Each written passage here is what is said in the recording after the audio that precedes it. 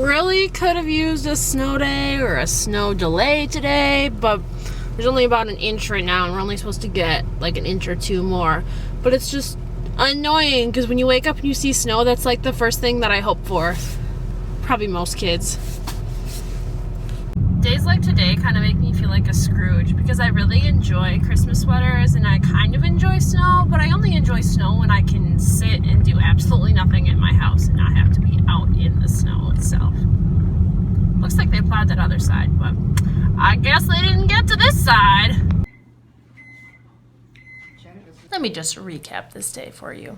I really should get a tabletop tripod. That would probably make my life easier. I have a normal standing tripod, but I don't really use it because it's so large, so tall, because it's a standing tripod. But let me chat about what my day. We'll just go backwards since that's just what I have left out is the math materials. So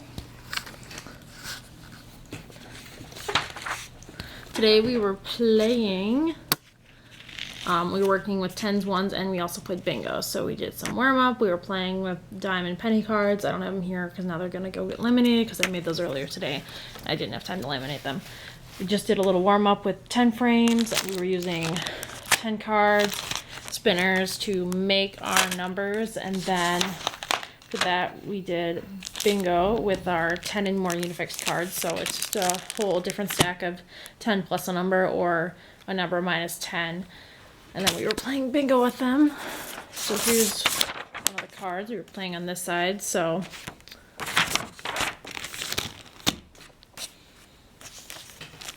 this one was 10 plus 7. So we know that 10 is a friendly number. So it's just 1 and 7 together, which is 17. So they would take their little counter and they would put it on the 17, and then we would keep going until we got bingo. Took a test. Usually I have my math kids take tests on Friday because then I just have more time to grade it. But the math kids are all third graders and they won the class of the month party, so they're having like movie, popcorn, juice on Friday, which is really nice, and it's working out well because they have a sub, and I think our principal is gonna have to cover it because the sub canceled because someone died or something. So our principal is gonna cover it for the afternoon, which is good because then like they can just have movie, popcorn, juice, and the principal's only having to cover like a couple hours worth of work. It's kind of a bummer that our school, like if someone cancels or someone goes home sick, you either cancel services or you like put the kids in other classes.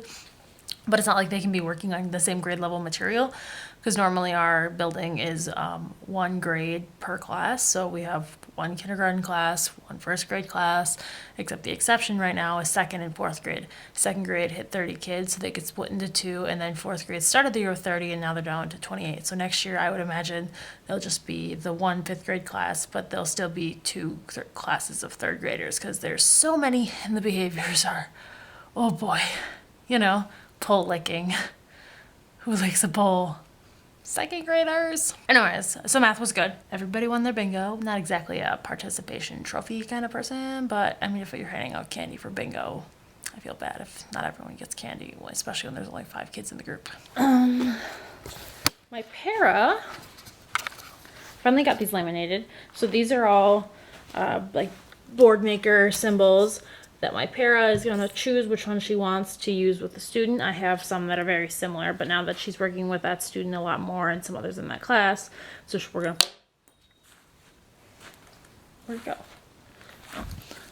So we'll put them on a binder ring and then we'll just put it on her name tag. And so if the student is laughing at an inappropriate time, we'll just show them the cue card to stop laughing. It's working out pretty well.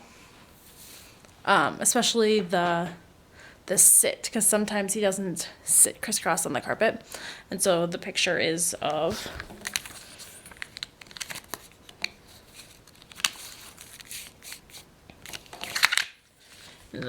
someone sitting crisscross on the carpet, so it works out well. Yummy, yummy, leaking rough. Mmm. If we take a peek at the pile on my desk here, got math tests that are graded. Just have to put the grades in. My computer screen went green, and I just shut it down, and I was not going to deal with it, so I have to input the grades tomorrow. I have a cookie I still haven't finished eating. Isn't this the cutest sweater ever? It's Walmart. And the funny thing is, it's one of those that I bought like the day after Christmas, a couple days after or so, when it's like 50% off. So it was like, $6 or something. Totally good price for a Christmas sweater. But if you were to guess what size this sweater is, would you guess that it's an extra large? Now, normally when I buy Walmart things that are no boundaries, if it's something I'm wearing to school, I usually size up because I don't want it to be like too tight fitting. But if it's something I would not wear to school, then I'm normally a medium. Or if it's long sleeve, because I need armpit room area. Like, just have large arms. And so where a normal person's arm meets their shoulder, it's just really tight for me in the armpit area. So I need lots of armpit room. So sweaters, I usually go to a large. Beggars can't be choosers when it's only a $5 Santa sweater. Except last year sequins were really, really popular. This year the flip sequins are popular. So kids keep coming up and be like, hey, Miss Sherrick, what color do they flip? I'm like, whoa, they don't flip at all. Or they want to feel like the beard. I mean, elementary school kids. We need to work on some personal space lessons. But yeah, it's a Walmart sweater. I think usually these, like the ones we have this year that are semi-similar, are like $14, $16. It's the fancy ones that light up, or they're like really extravagant dresses that are like $24. Which, yes, is crazy for something you're only going to wear like once or twice. But if you think about it, if I'm going to be a teacher for like 30 years, I'm getting my use out of it. And if my goal is to have one Christmas sweater or dress for every single day of December, I mean, hey, that's a great goal to have, right? It's 30 degrees out. Why is their sunroof open? Okay, I'm at the good old Walmart. For tomorrow for tutoring, we need snacks because one of our groups got 5 stickers because they were the best behaved group, and when you get 5 stickers then you get a snack, and of course they wanted ice cream even though it's freezing outside and I don't have enough ice cream for them, so I'm gonna get like a little treat or something. Hello, walking here. And then our Secret Santa, we're doing weekly presents, so one little present this week and then one little present in the middle of next week, plus a big one on Friday when we do like the reveal, so I need to get that too. So when I first made my desk with my dad, we splatter painted the front, and he assumed that it would never need the back because the back would be facing the wall. And well, this year I moved my desk around so that the back of the desk is facing towards the kids, so it's black right now. Totally getting this for it. It's so pretty. I hope these last long because I'm literally getting like one of every color. So let's hope it doesn't dry up quickly.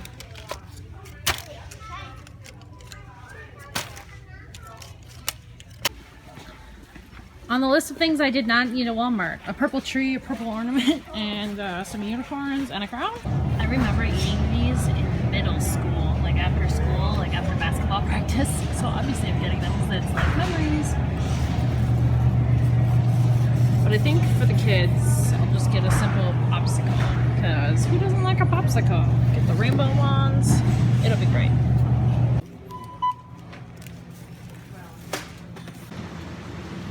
$50-some later. Oops.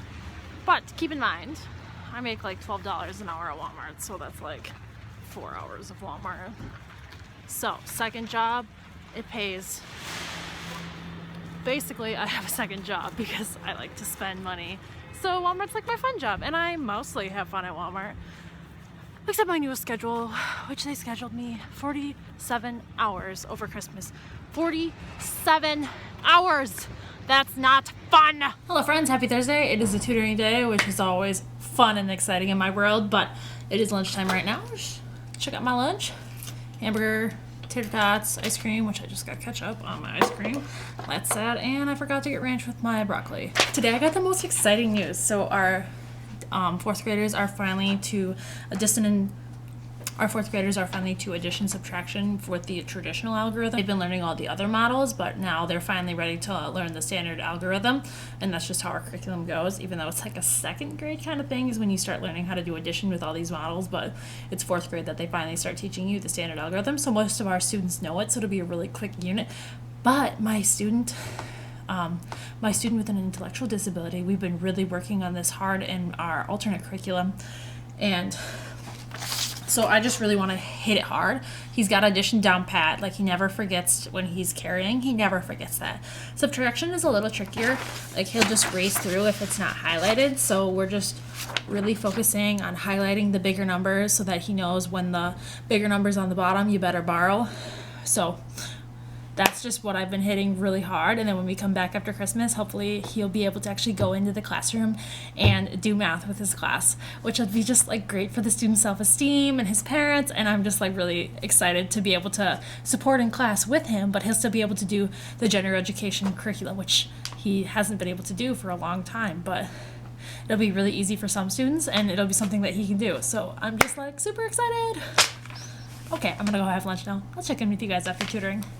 Tutoring was like literally crazy. It was like a riot, honestly. Kids were really loud. Like, you can tell they're ready for Christmas break. One of the students had to go in the comm corner because he was just being really disruptive, and then he wasn't doing his work, and then he was like kicking in the comm corner and like peering through and like making farting noises and just, everything that should not be happening at tutoring when you're at the reading rotation station. And then he got himself together, finished all the reading that he didn't do, and then he was able to go to the computer station, which was his next rotation, where he then shut off the computer and all the friends next. Don't go drinking! It was rough. And luckily he was not perfect at my station, but he was okay. Because he's better at math than he is at reading. And then, so usually he goes home with another group of students, and then I asked him, I was like, oh, are you getting picked up by your mom today, or are you going with the other kids? And he's like, oh, the other kids. And then he gets out and he starts walking to another car, and I was just like, oh, he lied to me. And so I had to run out there and then talk to his mom about his behaviors and like what our tutoring expectations is, and we run on a 3-strike system, so if he gets 2 more strikes, he won't be allowed to go to tutoring, which is a privilege, and you have like a fun snack, and I mean, it's really great. It's really fun. A bunch of kids enjoy it. And yeah, I got my moccasins all wet because I was running through the snow to talk to this parent. Pleasant. So my para, while I was doing tutoring, she's usually at school for like 20-ish minutes after school's, like 20 minutes after school is done. She's here working on things for me. And so I had these laminated. They're all flashcards that were from the Target dollar spot. And so I had them laminated, and then I had her hole punch them and put them on this ring so then I can have students practice with them. The nice thing is, so you would count up all this. So let's see, how much is this? 20, 21, 22, 23, 24, and 31 cents. And if you flip it over to the back, it says the answer. So it's really good for like self-work, and they can take it off and like mix it around, and then all they have to do is put it back on the ring, and you don't have to be dealing with like open containers and all that drama. Okay, so hopefully you can hear me over the copier. So I just wanted to show you what I'm doing with my 2nd and 3rd graders for tutoring right now. They're at a very similar level, even though they're split up by groups technically, just so that they rotate through the stations, but math-wise they're very similar and struggle in the same areas. So first we're doing story problems, adding with base 10 blocks, that's 2-sided, and then we're doing we're doing addition and subtraction up to 30, that's 2-sided. We are doing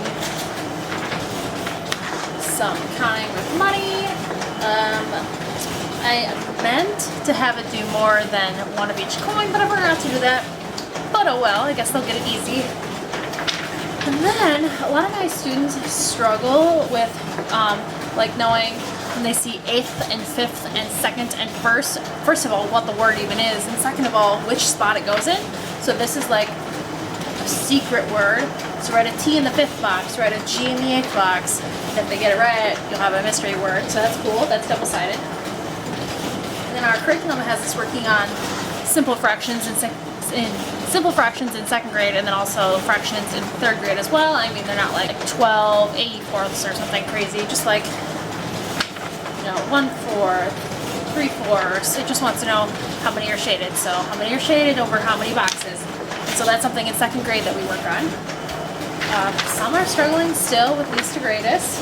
That's double-sided. And then place value, which digit is in the ones place, which is in the tens place, which is in the hundreds place. And then clocks. So we have been working a lot on skip counting. So I'm to start moving into some other things. So hopefully this will give me a good gauge on what students know what. And, okay, the battery died, so hopefully I didn't lose too much of that. But yeah, so finishing this packet will help me differentiate between like what students need what skills, and then I can kind of tailor it to their needs, because this is a lot of the things that we're working on so far this year, and so this will help me get a good gauge on where they are in the classroom and what they need help on, or if some kids have all this done, then we can work at some higher level skills.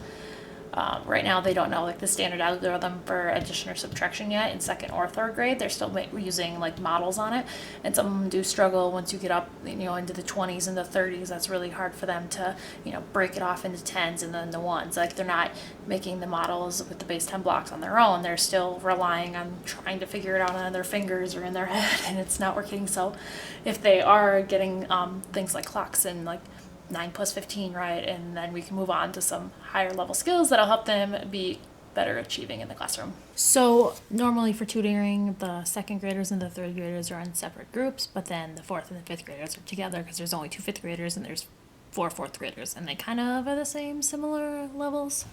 So what we will be working on, fractions, converting percents to decimals, and then percents to fractions, decimals to fractions. It's a fun time. They love it. Yes. No, they don't. And then we're going to be coloring these fractions in. This last unit they are on in math is all about decimals and fractions, and it's kind of been a struggle for some of them. And also, some of the geometric shapes are quite difficult for them. And then this stuck together, just addition and subtraction, because their unit after break is going to be learning the standard algorithm, and I want to make sure they know how to do it, because most of them kind of got it, but they make like silly adding and subtraction mistakes, so I just want to keep reminding them so that they don't forget it. It's 5:13 now. I basically just need to finish my cookies and answer an email, and then I can leave. So they never bother plowing the parking lot until after school, probably like 4 o'clock. So the middle right here is always plowed, and then the actual spots where people have been parking, like me, who never leave on time, are always covered in snow. So this morning I had to park way over here, like I usually park under that light, but I had to park under this light because all the lines are covered with snow and nobody has any idea where the lines are, and we never park straight because it's at a slant. So I had to park in my not so normal spot.